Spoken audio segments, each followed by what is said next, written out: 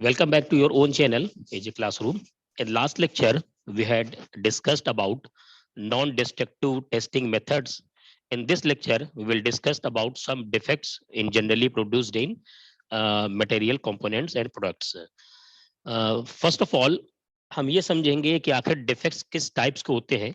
तो जनरली जब हम कोई प्रोडक्ट बनाते हैं तो उसके स्टेप्स में बनाते हैं.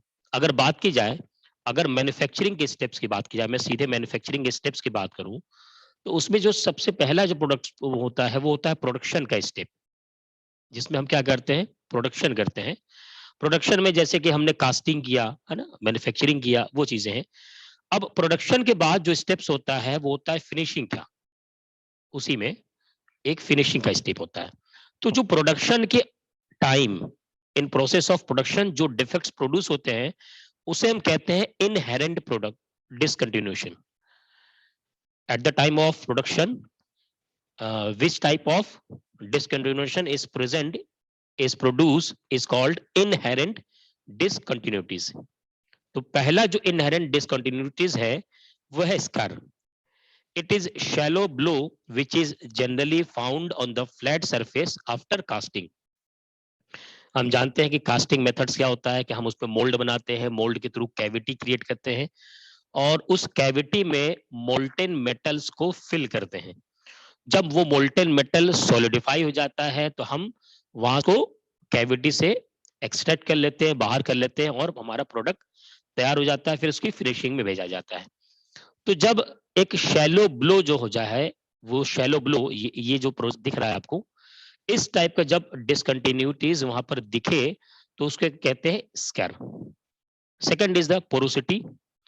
तो जब हम क्या करते हैं कि वहां पर जो गैसेस फिल्ड होती है, मोल्टेन मेटल हम फिल करेंगे तो जनरली मोल्टेन मेटल के साथ गैसेस आएंगी और वो गैसेस अगर इनसॉल्युबल हुई, यानी उनकी सॉल्युबिलिटी क्या होगी, वो कम होगी, तो वो क्या करते हैं, उसमें ट्रैप्ड हो जाती है, फंस जाते हैं.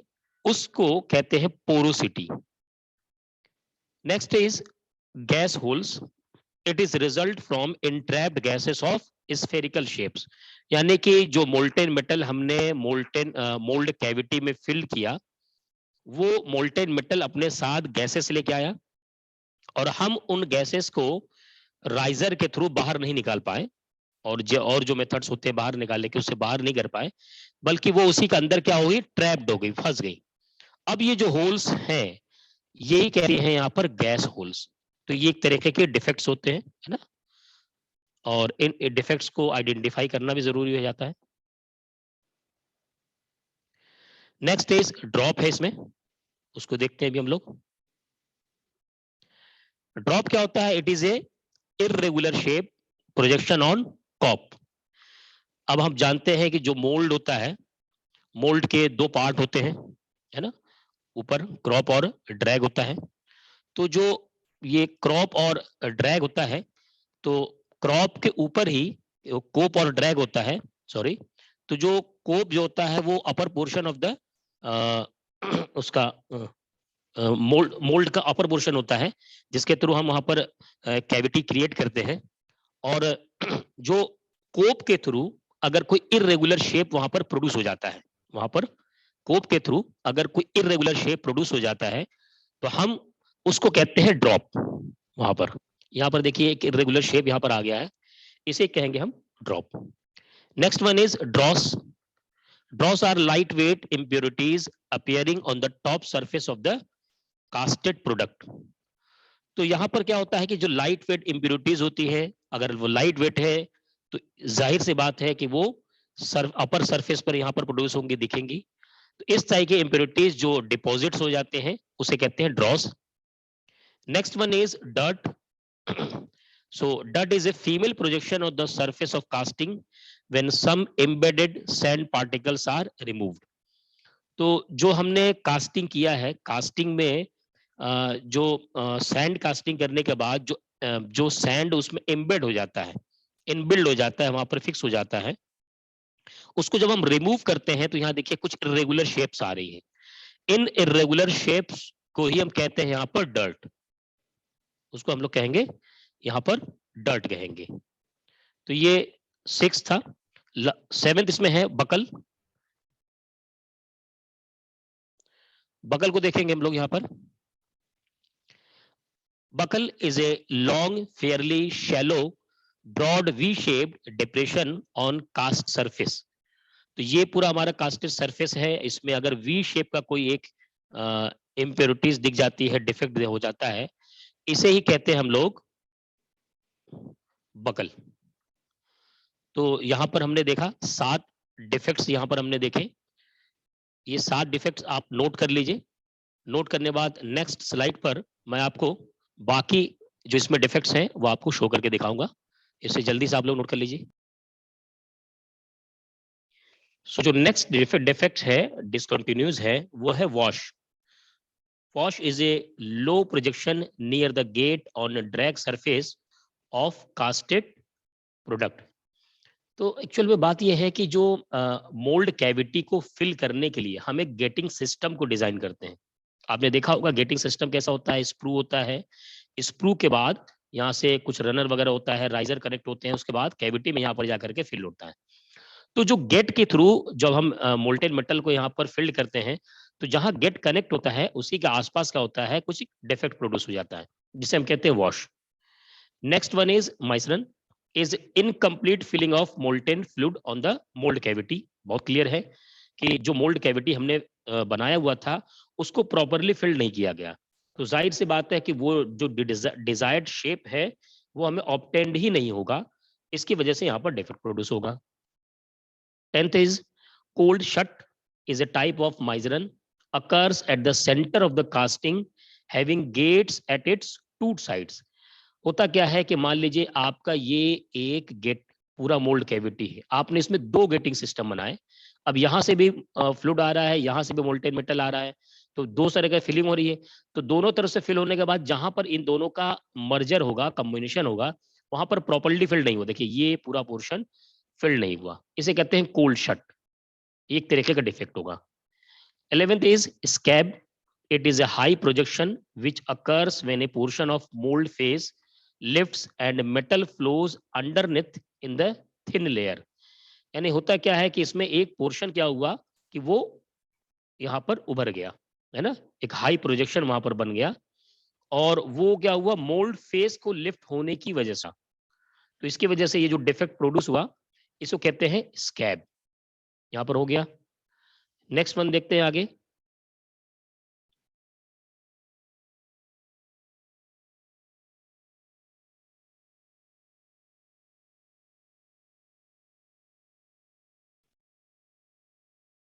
Twelfth is rat tails। These are the streaks on large flat surface। तो जो फ्लैट सरफेस होता है उसमें एक उभार आ जाता है, बहुत ही लार्ज फ्लैट सरफेस पे आता है, इसको कहते हैं rat tails। 13 is swell occurs due to enlargement of the mold cavity after curing। तो जो मोल्ड कैविटी हमने बनाया हुआ है उस मोल्ड कैविटी से ज्यादा अगर प्रॉपरली हमने इम्प्रॉपर वे में उसे फिल्ड कर दिया मोल्टेन मेटल को और उसे कंप्रेस किया, तो जाहिर सी बात है कि जो सैंड की जो वॉल बनी हुई है वो कंप्रेस होकर के बढ़ जाएगी। तो यहाँ पर क्या आता है, एक स्वेल टाइप का आ जाता है, यानी जो डिजायर्ड शेप यहाँ पर देखिए रेक्टेंगल शेप में है, वो डिजायर्ड शेप ना मिलकर के यहाँ पर कुछ एक्स्ट्रा चीजें आ जाती हैं, उसे कहते हैं swell. 14th is run out occurs when molten metal leaks out from the mold cavity।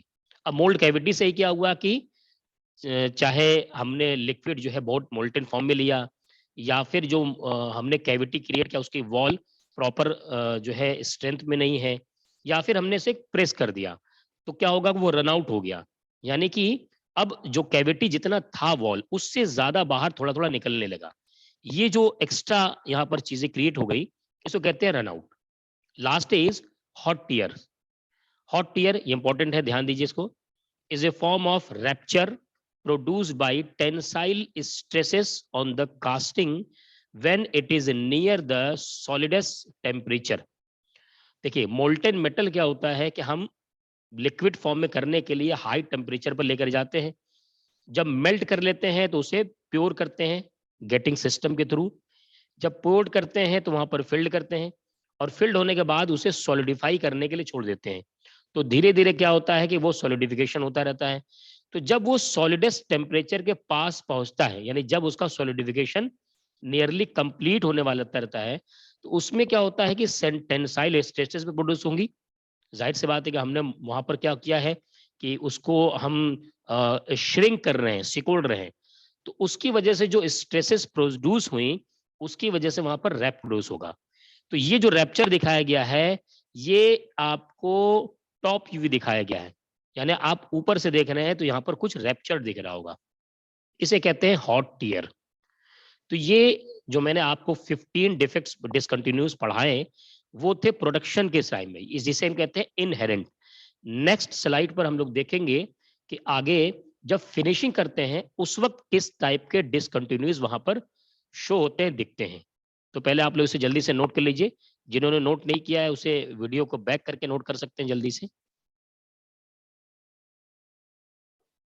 So next discontinuous जो है वो है फैब्रिकेशन प्रोसेस में। जैसे कि मैंने आपको स्टार्ट में समझाया कि कुछ जो डिफेक्ट्स प्रोड्यूस होते हैं वो in the process of production होते हैं, और कुछ लास्ट में जब हम फैब्रिकेशन करने लगते हैं, यानी कि फिनिशिंग के टर्म में पहुंचने लगते हैं लास्ट में, उस वक्त जो डिसकंटिन्यूटीज प्रोड्यूस होती हैं उसको हमें समझना है। First one is seems.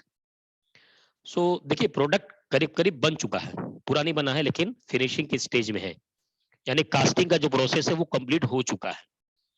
तो seams, these are the surface discontinuities and appears as longitudinal scratches or folds in the material. मान लीजिए आपने कोई थिन शीट बनाया, ये आपने हमने क्या किया, एक थिन शीट बनाया। अब ये क्या हुआ, ये फोल्ड हो गया। तो फोल्ड जब हो गया तो लॉन्गिट्यूडनल वे में क्या होगा, यहाँ पर कुछ, यहाँ पर क्या आएंगी, स्क्रैचेस आएंगी। उन स्क्रैचेस को कहते हैं सीम्स। ये देखिए यहाँ पर ये स्क्रैचेस आपको दिखाई गई, क्योंकि ये फोल्ड हो गया। यहाँ पर देखिए ये इस तरीके से आकर के फोल्ड हो गया, और इसीलिए कहा गया ये लॉन्गिट्यूडनल है, तो यहाँ पर शो किया गया। Next one is stringers. These are non metallic inclusions in slabs और billets that are thinned and lengthened in the direction of rolling। तो यानी जब हम कोई शीट बना करके रोल करते हैं, तो चूंकि अभी हमारा प्रोडक्ट बना ही है ना, फिनिशिंग हुआ नहीं है, तो होता क्या है कि वहां पर कुछ पोर्शन थिन स्लैब में कन्वर्ट हो जाता है, यानी बहुत पतले में हो जाता है, उसको कहते हैं हम लोग stringers. Next one is laps, are the discontinuities irregular contour caused by the folding of metals in a thin plate on the surface or at forged products। मतलब हमने जो प्रोडक्ट बनाया है, पहली बात तो वो फोर्जिंग के थ्रू बनाया है। ये जो प्रोडक्ट है फोर्ज हुआ। फोर्जिंग मतलब हमने उसको हीट करके हैमरिंग किया है, एक्सटर्नल फोर्स अप्लाई किया गया उसके शेप को मॉडिफाई करने के लिए, चेंज करने के लिए।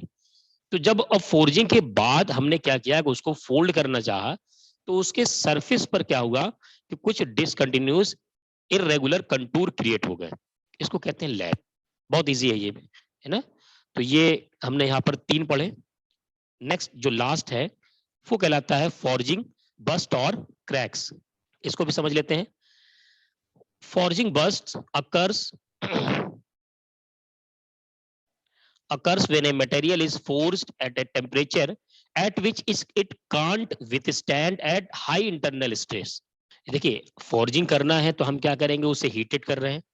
अब जब हीटेड कर रहे हैं, अगर डिफरेंट मटेरियल के डिफरेंट विथस्टैंड करने की एक कैपेसिटी होती है, तो वो हाइयर जो इंटरनल स्ट्रेस है वो विथस्टैंड नहीं हो पा रहा, और जब हम विथस्टैंड नहीं हो पा रहा तो उस वक्त जो डिफेक्ट प्रोड्यूस होंगे उसे कहलाएगा बस्ट। तो इस टाइप की चीजें प्रोड्यूस होंगी, है ना। तो यानी हमें मटेरियल की प्रॉपर्टीज भी जानना जरूरी है जब हम उसे किसी मैन्युफैक्चरिंग प्रोसेस के थ्रू हम उसे लेकर के जा रहे हैं। इसीलिए मटेरियल प्रॉपर्टीज का पढ़ना कितना ज्यादा इंपॉर्टेंट है, इसको आप यहां से समझ में आ सकता है। ठीक है, तो ये स्लाइड कंप्लीट हो गई, ये भी कंप्लीट कर लीजिए। जिन लोगों ने नोट नहीं किया था वो वीडियो को बैक करके नोट कर सकते हैं वहां से जल्दी से। नेक्स्ट स्लाइड पर हम लोग कुछ वेल्डिंग के डिफेक्ट्स भी पढ़ेंगे अभी।